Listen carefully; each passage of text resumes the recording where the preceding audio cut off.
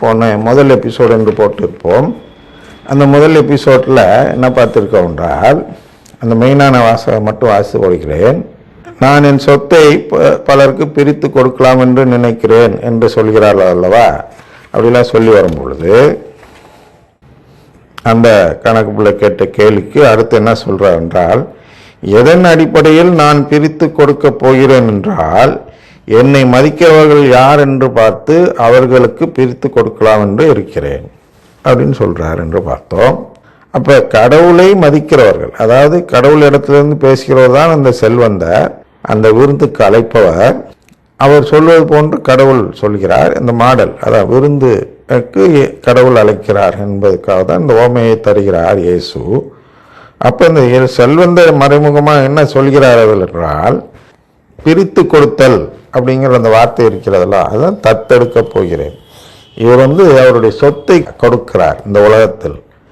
ஏன்னா இந்த உலகத்தில் நாம் வாழ்வதே சொத்தை பெறுவது என்பது மட்டும்தான் என்று நாம் பார்க்கிறோம். ஊதாரி மைந்தன் பார்த்தால் அவன் சொத்தை பிரித்து தனியாக போய்விடுகிறான். ஏன்? இவரும் சொத்தை பிரித்து கொடுத்து விடுகிறார்.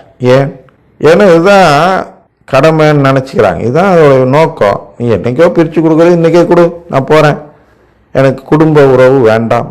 அங்கே அந்த இடத்துல நம்ம என்ன கவனிக்கணும்னா, பாவம் செஞ்சுட்டு போயிட்டான், திருப்பி பாவத்தை மனசாப்பட்டு வந்தான், இப்படி தான் மார்ட்டின் லூத்தர் கடைப்பிடிக்கக்கூடிய கத்தோலிக்க குருக்கள் போதிப்பார்கள். ஆனால் நாம் என்ன புரிந்து கொள்ள வேண்டும் என்றால், சிசிசி அடிப்படையில் இந்த ஓமையெல்லாம் வைத்து பார்க்கும்பொழுது, ஊதாரி மைந்தன் ஓமை என்றால் என்ன என்றால், முதலில் அவன் என்ன செய்கிறான் என்றால், இளைய மகன் எனக்கு உறவு வேண்டாம், சொத்து இருந்தால் போதும் என்று முடிவெடுத்து போய்விடுகிறான். அங்கே போயிட்டு அவன் உணர்கிறான். என்னத்தை உணர்கிறான் என்றால், சீச்சி, சொத்து முக்கியம் இல்லை, எது முக்கியம்? உறவு இருந்தால் போதும். நான் போவேன் எங்கள் அப்பாட்ட, அங்கே போய்ட்டு, அப்பா என்னை உங்கள் பிள்ளையாக ஏற்றுக்கலனாலும் நான் தகுதியற்றவன், ஆனால் நீங்கள் ஏற்றுக்க வேண்டியதில்லை, ஆனால் உங்கள் அருகிலேயே நான் இருக்கிறேன், ஒரு வேலையாவது போட்டு கொடுங்க அப்படின்னு நான் உணர்றான். என்னத்தை உணர்றான்? உறவு முக்கியம், தந்தையுடைய உறவு தான் முக்கியம். ஊனியல்பு நாட்டங்கிறது சொத்து முக்கியமல்ல. செல்வமாயே, உலக கவலை, ஊனியல்பு நாட்டம், இதெல்லாம் தான் சொத்து மனிதன் தேடுகிறான். எப்போ?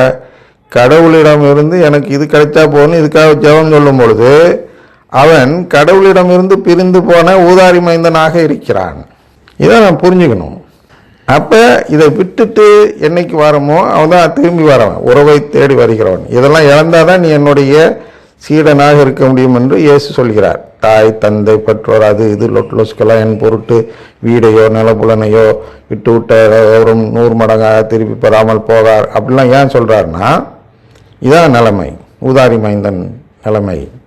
நாம் இதெல்லாம் விடலைன்னா இந்த பிரிந்து போன ஊதாரி மைந்தன் போல் இருக்கிறோம். இதெல்லாம் விட்டுட்டோம்னா திரும்பி உறவு கேட்கும் ஊதாரி மைந்தன், அதாவது திருந்திய மைந்தன் அப்படி வச்சுங்க. அவன் உறவு கேட்கிறான். அதனால தான் அண்ணங்காரெல்லாம் மார்ட்டின் லூத்தர் வகையறான்னு வச்சுக்குவோம். அவர்களெல்லாம் இருப்பது தந்தையை மதிக்க அல்ல, உறவை மதிக்க அல்ல, தம்பியோடு உறவு ஏற்படுத்த வேண்டும் என்ற நோக்கம் அந்த மூத்த மகனுக்கு இல்லை. இப்போ யாருக்கு இருந்துச்சு? அப்பா தான் வெயிட் பண்ணிட்டு இருக்கார். மூத்த மகன்னா தகுதி அதிகமாக உள்ளவர். இந்த விருந்தோமையில் முதலில் அழைக்கப்படும் உறவுக்காரர்கள் மூத்த மகன். அந்த மூத்த மகன் கோச்சிட்டு போயிடுறான். நீ எப்படி என்னை விட்டுட்டு நீ அவனுக்கு போய் அதை செஞ்சிருக்க, இதை செய்கிற, எனக்கு ஒன்றும் செய்யலை, அவன் சொத்தெல்லாம் அழிச்சிட்டான், அவனோட திருப்பி நீங்கள் உறவு வச்சுக்கூடாது அப்படின்னு கண்டிஷன் போடுறவன் மூத்த மகன். அவன் உறவுக்கு முக்கியத்துவம் தரல, சொத்துக்கு முக்கியத்துவம் தருகிறான். யாருக்கு விருந்து தருகிறார் அங்கே என்றால், மூத்த மகனுக்கு அல்ல, இளைய மகனுக்கு தான் விருந்து தருகிறார், கொண்டாடுகிறார். ஏனென்றால் அவன் உறவை தேடி மீண்டும் வந்திருக்கிறான் அப்படின்னு பார்க்கணும் அந்த இடத்த, உறவு. ஆனால் இங்கே பிரித்து கொடுப்பது என்று பார்த்திருந்தோம். பிரித்து எதை கொடுக்கிறார் என்றால், அந்த அவருடைய பிளெஸட் லைஃப் அப்படின்னு CCC1 சொல்கிறது. அப்போ அந்த பிளெஸட் லைஃப்னா அவருடைய வாழ்வு. CCC 460 என்ன சொல்கிறார் என்றால், ஃபில்லியல் தத்தெடுப்பு. பிள்ளையில் தத்தெடுக்கப்பட்ட பின் ஒருவர் கடவுள் இனமாக மாறிவிடுகிறார். அதான் 460 மற்றதெல்லாம் சொல்கிறது, 2009 எல்லாம். அப்போ கடவுள் இனமாக மாறுவதுதான் மீட்பு. இதை மற்ற சபைகள் நம்புவதில்லை.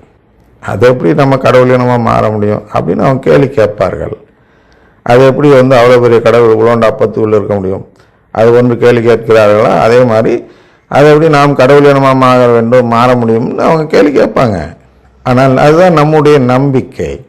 நாம் நம்ப வேண்டிய ஒரு செயல் என்னன்னா, நம்மெல்லாம் அவர் கடவுள் இனமாக மாற்ற முடியும். எப்படி அவர் மனித இனமாக மாற முடிஞ்சிச்சோ, கடவுள் மனித இனமாக மாற முடியும் என்றால், மனித இனமும் கடவுள் இனமாக மாற்றப்பட அவரால் முடியும்.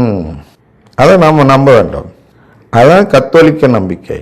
பாவத்தை போக்குனா மோட்சம், பாவம் இருந்தால் நரகம், அது கத்தோலிக்க நம்பிக்கை இல்லை. ஏன் பாவிகளை தேடி தத்தெடுக்கிறார்? ஏன் பாவிகளை தேடி வருகிறார்? அது ஏற்கனவே பார்த்துருக்கோம், நான் இப்போ சொல்லிடுறேன். ஏன் பாவிகளை தேர்ந்தெடுக்கிறார் என்றால்,